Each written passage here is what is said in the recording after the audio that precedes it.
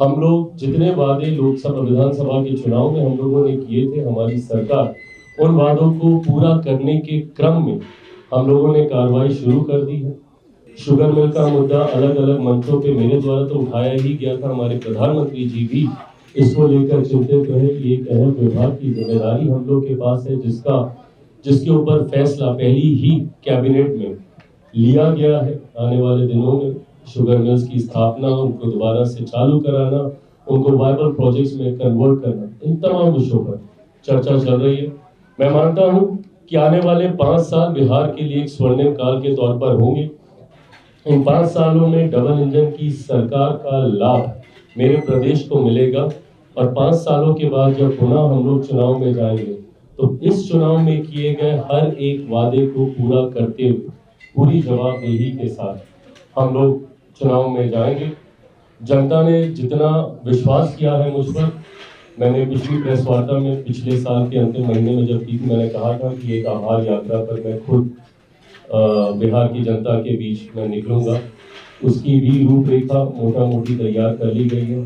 कार्यवाहक प्रदेश अध्यक्ष अशरफ अंसारी जी के नेतृत्व में इसको तैयार किया जा रहा है। बहुत जल्द मुझे लगता है खरमास समाप्त होते हो। हम लोग जितने वादे लोकसभा विधानसभा के चुनाव में हम लोगों ने किए थे, हमारी सरकार उन वादों को पूरा करने के क्रम में हम लोगों ने कार्रवाई शुरू कर दी है।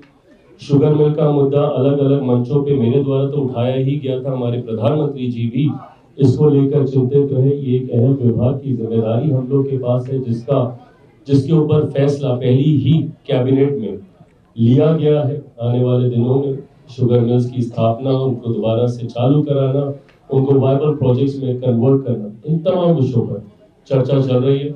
मैं मानता हूं कि आने वाले 5 साल बिहार के लिए एक स्वर्णिम काल के तौर पर होंगे। इन 5 सालों में डबल इंजन की सरकार का लाभ मेरे प्रदेश को मिलेगा और 5 सालों के बाद जब पुनः हम लोग चुनाव में जाएंगे तो इस चुनाव में किए गए हर एक वादे को पूरा करते हुए पूरी जवाबदेही के साथ हम लोग चुनाव में जाएंगे। जनता ने जितना विश्वास किया है मुझ पर, मैंने पिछली प्रेस वार्ता में पिछले साल के अंतिम महीने में जब की थी, मैंने कहा था कि एक आभार यात्रा पर मैं खुद बिहार की जनता के बीच में निकलूंगा। उसकी भी रूपरेखा मोटा मोटी तैयार कर ली गई है। कार्यवाहक प्रदेश अध्यक्ष अशरफ अंसारी जी के नेतृत्व में इसको तैयार किया जा रहा है। बहुत जल्द मुझे लगता है खरमास समाप्त होते होते तक आप सबके साथ उसको भी साझा किया जाएगा।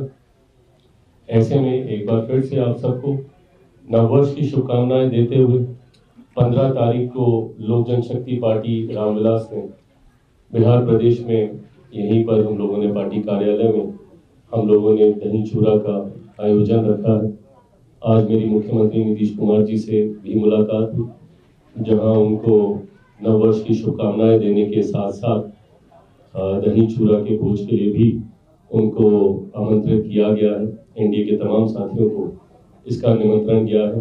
मैं आप सब से भी व्यक्तिगत तौर पर यह आग्रह करूंगा कि आप सब भी उसमें सम्मिलित हों और मकर संक्रांति से एक नई ऊर्जा, नई सोच, नए जोश के साथ हम लोग विकसित बिहार के निर्माण में सब मिलकर अपना योगदान दें।